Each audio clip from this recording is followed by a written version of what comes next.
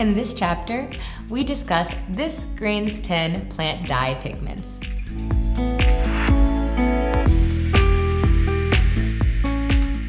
Please note that the complete and thorough explanation of the pigments and how to mix them will be discussed later on.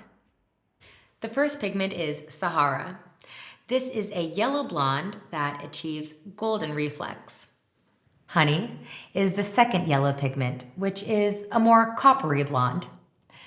Next is Saffron, a coppery red. This pigment needs at least 1 hour, 15 minutes of processing time to develop an intense red reflect. Let's move on to Moka, a very balanced pigment which allows the dye to reach very neutral, bright tones. This pigment will balance the formula. Next is Cappuccino, a pigment which can cool down blonde and chestnut tones when added by no more than 10%. It can also be used to achieve darker results in a single or double application.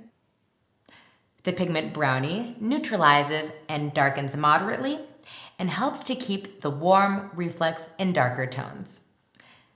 Then we have Navy, a pigment which neutralizes intensely and slightly darkens the hair.